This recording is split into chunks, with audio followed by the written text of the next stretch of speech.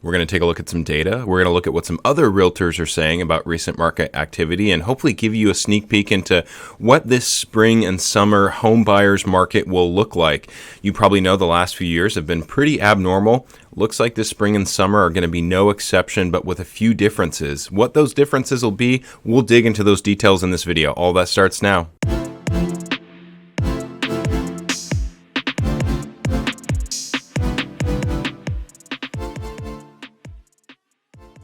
Hey everyone, welcome back to the channel. Seth Marchant with the Home Team Brokers here. I want to give you a little jump start on this spring season. A lot of the data that's going to kind of give us an idea of what the market will look like is going to come out in the next month or so. So we're a little bit early, but like I said, I want to see if we can get a little jump start on what to expect for the spring and summer market.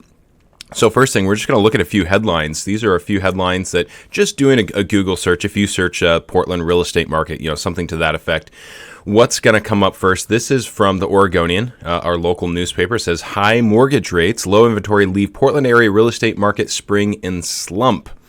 Sales in Portland metro area were sluggish for the first quarter of 2023, down by a third from a year ago.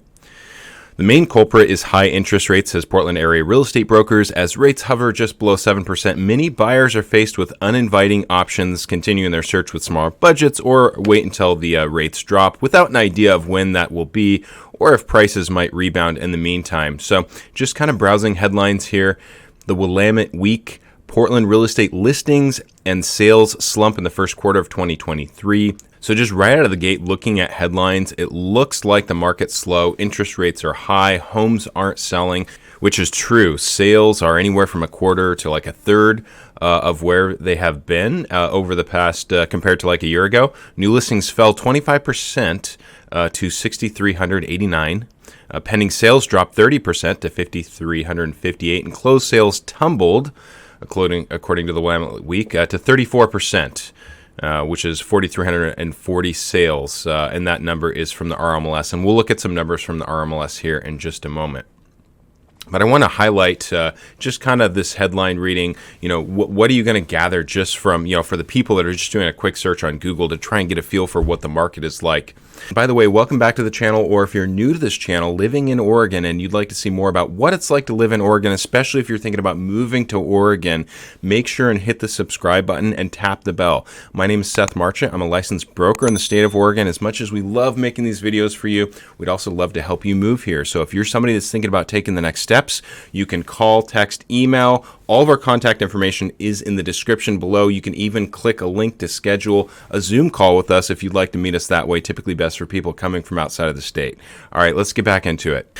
A lot of stuff that you're going to see online is going to be year over year. Right now, the year over year numbers are a little bit more scary. So for Portland, according to Redfin, year over year, down 8.5%. Problem with the year over year, though, is it's not going to give you really an accurate idea of what the current market looks like. According to Redfin, sale to list price just over 100% at 100.2%. So on average, homes are going just a tick over what they're listed for. Okay, let's see what Rocket Mortgage says. So more of a national company. What's the national perspective from Rocket Mortgage as to how the Portland real estate market is going? So they've got this meter right here that's neutral, but skewing a little bit towards a buyer's market. How much do Portland, Oregon homes cost? The median sold price, according to Rocket Homes, $531,000. And the difference since last month up 2.5%. So that's where if you're just skimming, if you're just looking at headlines, looking at Redfin, you're thinking, okay, down 8.5% year over year. Interest rates are high. The market is sluggish right now. It's probably going to be very favorable to the buyer. But looking at the last month, prices have ticked up a little bit, which they typically do at this time of year. Let's look at list price, asking price versus sold price. So 310 homes were sold under asking. That constitutes 39% of the homes sold. 327 homes were sold above asking. That constitutes 41% of the homes, and the other 20%, 163 homes were sold at asking. So there's more homes going above list price than below list price right now. Again, if you're just looking at headlines, market slumping, high rates, year over year is in the decline. You probably wouldn't expect to see some numbers like this. But these numbers right here, this is kind of a little bit more anecdotally what us realtors are seeing on the ground. Average sale time, 22 days for March of 2022. This year, 2023, it's 40 days. And going to our own RMLS, just pulling the most recent data, that was of the 10th of this month. The average sale price for a home in Portland, the Portland metropolitan area, $610,000, median $545,000. So sales are down, interest rates are up, the market is slumping, but it still feels really competitive, and that's mostly because of the inventory. We'll get into the inventory numbers in just a moment, but I wanted to share with you names omitted for privacy and profile pictures omitted for privacy, but some screenshots of a group that I'm a part of with realtors talking about open houses and what that traffic was like. We like to talk about open houses and what that traffic looks like because anecdotally that kind of gives us a feel for the market. You know, a lot of these numbers that you're looking at from Redfin, Rocket Mortgage, are RMLS. These numbers are from weeks ago, oftentimes months ago, sometimes quarters ago. So it doesn't, and again, if you're looking at things like Redfin, you're looking at numbers that are year over year, really doesn't tell you the story about last weekend or the weekend before. So these anecdotes, for that reason, are interesting to me. King City, which is Tigard today, one realtor says today 3 to 5 already, a good flow of 7-8 parties through. Another realtor says slow traffic, but interests seem to be more serious than the usual looky-loos. Another person says it was a zoo in Tigard under 650K. Another person says looks like below 850K price points are still going gangbusters and the upper price points are still pokey. Really busy in Bethany, 850K, slow on acreage in Sandy. Busy in North Portland, another realtor says, had about 30 people through at 420,000. 6 people in North Portland at 435,000. All right, what else do we have here? We'll read a few more off here. I was swamped at least 5 brokers with buyers and probably 50 guests total. South Salem, dual living.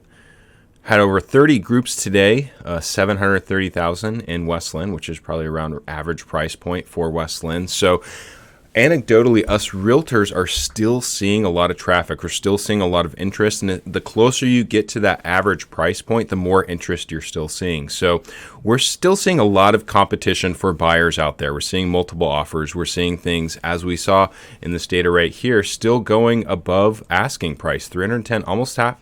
40% of the homes sold last month actually went above asking price. Now, how much above asking are they going? It's not like a year or 2 years ago where it's 5, 10, 20% above list price. More like 1, 2, 3, 4, 5% above list price. And the reason why that is, looking at this next graphic, now this is national data. This is not local data. Like I said, locally, we'll have to wait a little bit longer for the most recent data to come out. But this is looking back over the past 2.5 years or so. So back to January of 2021. And you can see every year around March, inventory starts to tick up with new listings, kind of peaks June, July, and then comes back down again. So you can see 2021, 2022 here, and you can see now 2023. We just don't have the new listings coming to market that even we did in the past few years, even though inventory was really, really low. Now, inventory for us, if you recall last month, our most recent video, inventory really ticked up in Q4 of 2022. In the wintertime, it was really starting to build up. That's when interest rates were around 7%. It really felt like it was really going to turn into a buyer's market, and that's what we were waiting to see in 2023. That kind of continued into January, but then inventory started to dip back off again, and we haven't seen that uptick yet in inventory that you would typically see for the spring home sellers market. You know, it's the best time of the year to sell is in the springtime. So with inventory just being as low as it is, it's still really competitive for buyers out there. There's just not that many things to choose from. And the speculation as to why that is because there's so many homeowners out there that have low interest rates, 2.5, 3%. They don't want to sell and have to go into like a 6% interest rate when they buy another home. So a lot of sellers are sitting based on their interest rates. This is available inventory weekly by year, going back to 2017. So like I mentioned, you can see every year, kind of around March, April, into May, maybe as late as May, inventory starts to tick up. and then peaks around July, August, and then comes back down in the wintertime. So right now, inventory has not ticked up for us this year. You can see this yellow line right here. It's kind of the exception. That's when lockdown started with COVID. That's why inventory didn't tick up in the spring. But if this does not tick up, if this line starts to mirror this 2020 line when we had COVID and all the lockdowns, the market is going to be really tight for the spring and summer season. It's going to be really competitive for buyers. It's not going to be a whole lot different than it was in the past, in that you're probably going to have multiple offers when you put an offer in on a home. It's just not going to be that, like I mentioned, 5, 10, 20% above list price. Let's look at medium home list prices for the United States. So new listings coming in right here, about 4% lower than they were last year. Around this time last year, new listings probably in the low 400s or so. Right now, just under 400,000 at 399, 900,000. So prices getting kind of back to where they were about a year ago, but prices still ticking up. So in a lot of places, like we saw in Redfin, down year over year, but over the past few months starting to tick up. And that's just simply because you just can't have a home crash without any inventory. And there's just more demand out there than there is inventory. Similar story that we've seen over the last few years, but just kind of some different dynamics playing into it. And then finally, I'm going to share with you something I saw yesterday. A tweet, somebody says, new home prices are going back up, at least according to preliminary results from our mid-April builder survey. And this person commented, said, we raised prices in 17 of 30 communities last week in Phoenix. Dirt sales have higher gross margins than spec sales.